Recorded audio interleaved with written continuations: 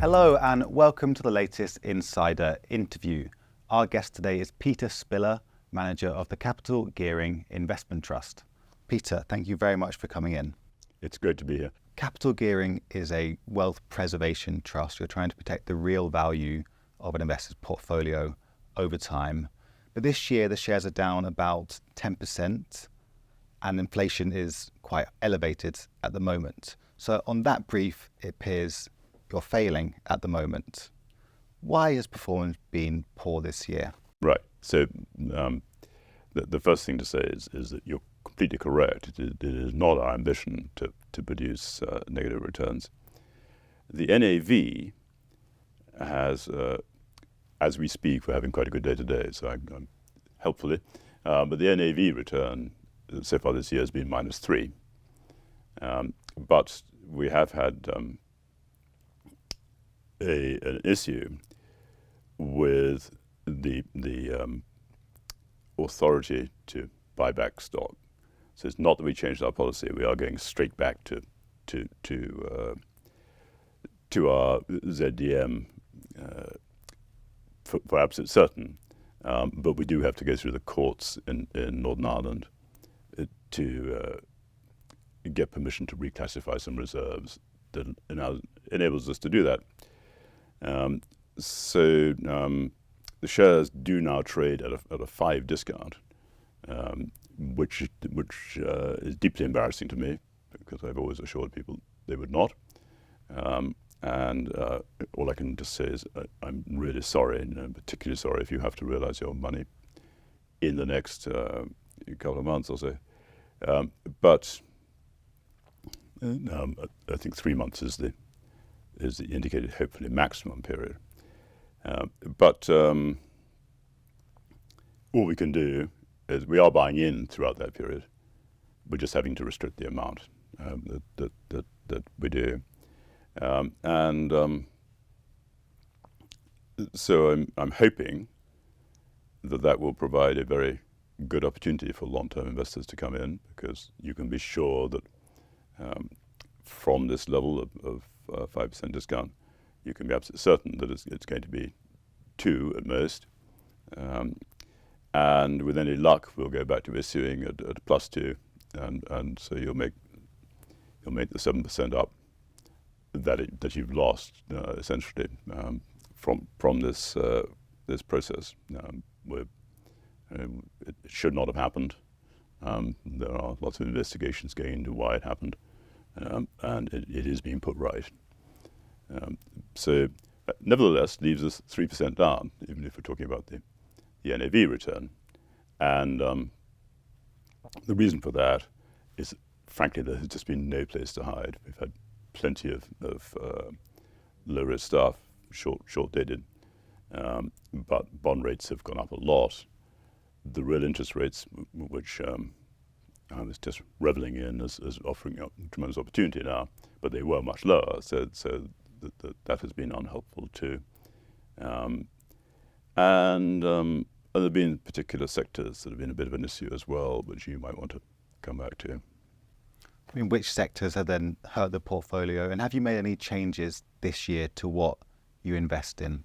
Well, we did, yes. Through the first half of the year, we were reducing our property holdings, not by enough, as it turned out. So property is can divide in 2 parts in our mind.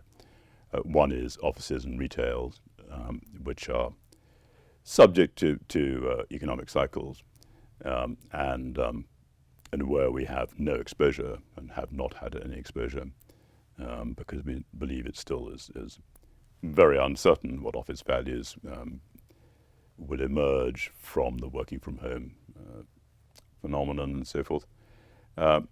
But what we have concentrated on are cash flows that are guaranteed index linked or quasi-index linked. Say by quasi-index linked, I would mean, for instance, the revenue associated with student accommodation, where there's a tremendous shortage. Rents for the wretched students, I say this unhappily as well as helpfully for the stocks, but are rising at a double-digit rate. In fact, rents generally on houses are rising at something close to that, with possibly disastrous social consequences. The truth is known, but nevertheless, these streams of income we thought would be consistently highly valued. We thought they'd be a good place to hide. But the characteristic of markets generally, and this is true of the TIPS market as well, is that investors have behaved as though inflation has been high. It was wrong that it was transitory, but all that means is that we had an extra year or so of inflation, and then it's going straight back to 2. So the premium that people are prepared to pay, the break-even, has been very suppressed, and that was a big surprise to us. We thought it would go up a lot because we thought people would seek protection from inflation. In fact, it turned out that they were not prepared to pay for that. So the other feature of all these cash flows, so I'm talking of renewable infrastructure and core infrastructure as well as property here, is the valuation put on those assets fell quite reasonably with interest rates rising. That was all perfectly rational. It's fair to say that the boards of plenty of these companies were very slow to recognize that what was an appropriate balance sheet when they were set up in the teens is not appropriate anymore. Some of them over-distribute, distribute more than they earn, and a number have been very slow to recognize that their balance sheets actually look rather stretched when the values fall. And on top of that, we've seen a very interesting technical situation where open-ended funds that owned a lot of these things, including multi-asset funds, have seen huge redemptions because they've been performing very badly. And the result of that is that the shares have been driven down even more than the interest rate correlation would suggest, thus throwing out very good opportunity in our view. So we think that the renewable energy stocks offer somewhere between 5 and 8 real returns, which is a pretty attractive return in this world. And actually the core infrastructure much the same. And property stocks are typically slightly lower yielding returns on the assets, but the share prices have been driven to such big discounts that once they have stabilized their balance sheets and adjusted their cap rates, we think they can be re-rated, and therefore the discounts can get much less. You've been buying more property and infrastructure investment trusts? Well, a little bit, but we're 10% already. That seems probably an appropriate level to have in one small asset class. And what we've really been buying has been UK index linked. Actually, that's been the big change this year, because if you remember, not very long ago, they yielded famously minus close to 3% real, and we just didn't have anything in UK index linked at all. But now they do offer real values. In fact, so strongly to believe that we're just setting up a fund to invest in UK index-linked bonds, because we think investors should have exposure. The index, so if you buy an ETF of any kind, the index is very long. It's about 16 years with unbelievable volatility. A volatility we think is just too great for most private investors.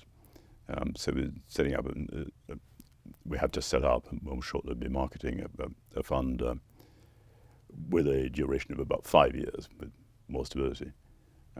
But as I say, I think against the background of a very difficult economy in the UK and so forth, just to have a better than 1% real return doesn't sound, it's not sort of thing you write home to mummy about, but it's a really solid base and preserves capital in a way that I think will be appealing. And you said earlier you like UK shares as well. So what companies join in the UK? And have you been buying any new positions recently? Right. So we largely have an exposure to smaller companies in the UK. So the UK market as a whole trades about 11 PE, and it's clearly at a discount, even to Europe. So Europe as a whole also stands at a significant discount to the United States in its valuations. But smaller companies stand at a discount to that. And there are a number of trusts which own smaller companies, which trade themselves on significant discounts. So although there are clear reasons of liquidity that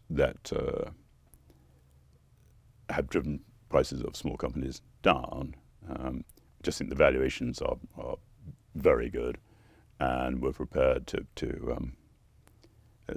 have some exposure, provided we can do it on good discounts. We've also been buying some investment trusts that yield that play around the world. Again, typically with a mid-cap bias rather than large cap bias. But there are some interesting mismatches between promises made by the boards of those trusts and the actual discounts which prevail now. Which trusts have you been buying? Can we get some names? No, because we're still buying them. But I think you can look in our report and accounts and so forth to see what we have earned. But we've been buying 2 new ones very recently. We just started to build a position, so I'm afraid, Sam, if you'll forgive me, I'm not going to.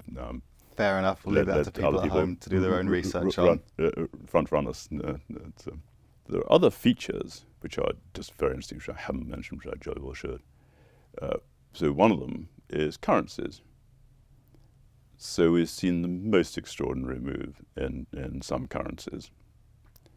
So that the Japanese yen, for instance, has fallen dramatically. It's fallen for very obvious reasons, the interest rate differentials. There's good reason to believe that at a minimum those will get no worse, and they might get better as there's some normalization of monetary policy in Japan. But the levels of valuation are extraordinary. So it's, I'm told, cheaper to rent or to employ a software engineer in Japan than it is in Vietnam. I mean, astonishing numbers. And my colleague Chris Clelia is fond of quoting the restaurant. So came across someone who eats the same meal every day in Tokyo, and it's basically salmon and rice and a bit of pudding or whatever, and it costs him $8. And he went to the same restaurant, so it's a chain, same restaurant in New York, and the cost was $32 plus tip. So the valuation of the Japanese yen is quite extraordinary, and therefore it could have really quite a big run. And we have about 9% exposure, including our Japanese equities, of course.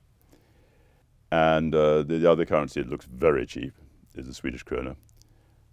They've had a big problem with property, residential property. So it's and it's now in recession, like Germany. So there are all sorts of negatives. But it is a country which runs sustained current account surpluses, fiscal discipline is quite extraordinary, very unusual in this world, and it is just very competitive. once again, probably about 30 or 40% cheaper than it should be on purchasing power parity. You've been in charge for 40 years, and I'm sure a lot of investors would like to see you in charge for another 40 years, but that was probably going to be impossible. So what succession planning is in place? Can you tell me about the team approach and capital gearing? Yeah, yeah, absolutely. Thank you for the implied compliment. But it is something that I have been aware of for 15 years, and I have been building a team around me that will do even better when I'm gone than I do. And I'm not saying that frivolously, because they obviously have a number of skills from their previous work that I don't have. So we have Chris Clothier, who is now the co-chief investment officer. Those of you that have met him, I'm sure, will be very impressed by his detailed analysis of situations. Alistair Lang, who came from private equity, from HG, and he has worked out extremely well.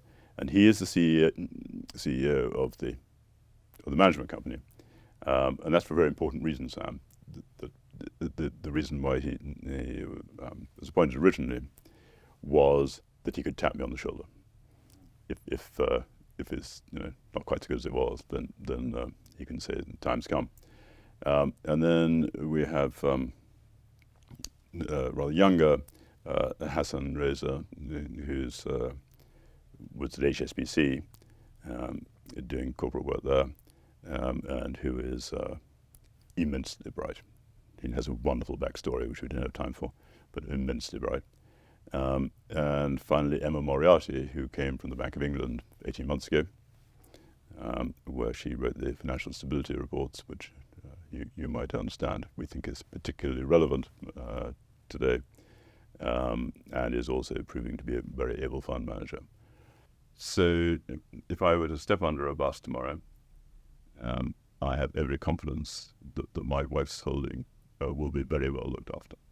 Well, that brings us on to the final question, which we ask everybody.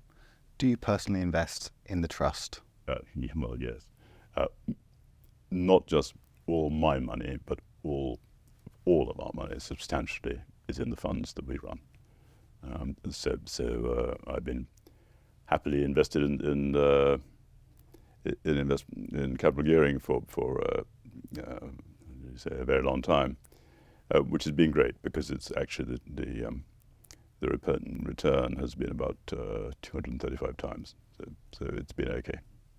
Peter, it's been amazing having you in. That's all we've got time for, but thank you very much. Sam, thank you.